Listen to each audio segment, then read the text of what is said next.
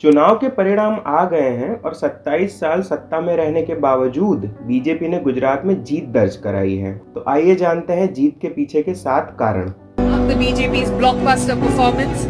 गुजरात में बीजेपी ने 153 का बीजेपी सत्ता पर काबिज हो रही है। बहुत सारे लोगों को ये मालूम नहीं होगा कि बीजेपी ने 2019 के बाद ही सत्ता विरोधी लहर को रोकने के लिए काम चालू कर दिया था। अब हुआ ये था कि कोरोना प्रबंधन को लेके गुजरात की बीजेपी सरकार के ऊपर बहुत गंभीर सवाल खड़े हुए थे और जनता में भी बहुत गुस्सा था। इसको खत्म करने के लिए बीजेपी ने क्या किया, बीजेपी ने अपने सारे मंत्रियों को हटा दिया, यहाँ तक कि मुख्यमंत्री को भी हटा दिया, जिससे सरकार में नयापन आए और जनता का गुस्सा जिन लोगों के ऊपर था वो कम किया जा सके उनको हटा के। कुछ इलाकों में ऐसा भी हो रहा था कि पाटीदार जो थे वो आम आदमी पार्टी की तरफ झुक रहे थे। उसको रोकने के लिए बीजेपी ने क्या किया, बीजेपी ने पाटीदार मुख्यमंत्री बनाया, जिससे पाटीदारों का समर्थन उनको वापस मिल सके, जो कि मिला भी। बीच में 2 सेकंड का ब्रेक लेके आपको बताना है कि अगर आपने चैनल को सब्सक्राइब नहीं किया है तो प्लीज सब्सक्राइब कर लीजिए, बेल आइकन दबा दीजिए, वीडियो को लाइक और शेयर कर दीजिए। दूसरा बहुत जरूरी है वो है पन्ना प्रमुख।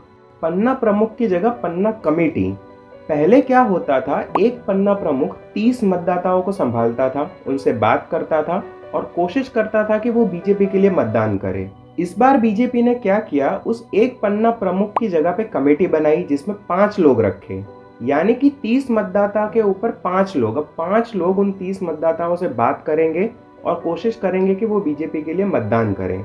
उनकी कोशिश ये थी कि हर पन्ना मेंबर घर के सिर्फ एक मतदाता को टारगेट करेगा, उसको संभालेगा। जिससे हुआ क्या, वो लोग 82 लाख परिवार तक पहुंच पाए, यानी कि करीबन 2 करोड़ मतदाता तक पहुंच पाए। आपको ये जानना बहुत जरूरी है कि गुजरात में करीबन 4.5 करोड़ मतदाता हैं। तीसरा, उन्होंने मनोरंजन का सहारा लिया।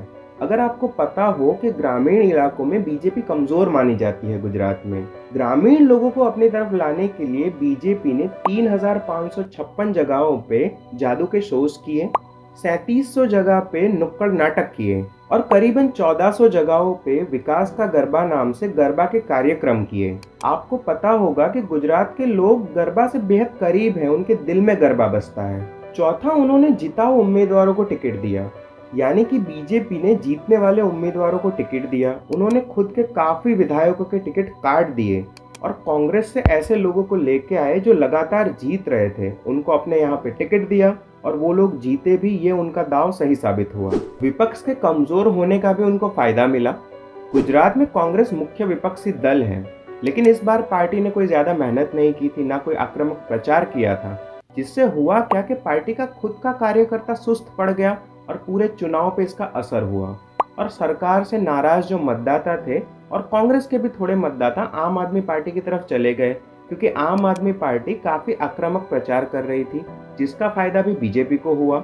इसको कुछ आप यूं समझ सकते हैं कि कांग्रेस के नेता राहुल गांधी ने गुजरात में सिर्फ 2 रैलियां की थी, जबकि नरेंद्र मोदी और अरविंद केजरीवाल ने काफी ज्यादा रैलियां की थी। छठा है चेहरा। जहां पे बीजेपी के पास प्रधानमंत्री का मजबूत चेहरा था, वहां पे कांग्रेस के पास कोई चेहरा ही नहीं था और आम आदमी पार्टी अपने केंद्रीय नेता यानी कि अरविंद केजरीवाल के दम पे लड़ रही थी और उन्होंने सीएम का चेहरा भी घोषित किया था। चेहरा देने से बहुत ज्यादा फायदा होता है और अगर आपका केंद्रीय नेता बहुत मजबूत है तो उसका भी चुनाव पे असर पड़ता है। 7वां है युवा मतदाता।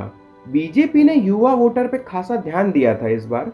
इसके लिए उन्होंने एक कैंपेन चलाया था, आ गुजरात मैं बनाव्यू छे, यानी कि ये गुजरात मैंने बनाया है, जिसमें उन्होंने बताया कि सिर्फ प्रधानमंत्री मोदी ने ही गुजरात को बनाया और कैसे आगे बढ़ाया। इन सारी चीजों का फायदा बीजेपी को मिला और बीजेपी को जीत हासिल हुई। अगर आप यहाँ तक आ गए हैं तो प्लीज चैनल को सब्सक्राइब कीजिए, बेल आइकन दबा दीजिए, वीडियो को लाइक कीजिए और ज्यादा से ज्यादा शेयर कीजिए।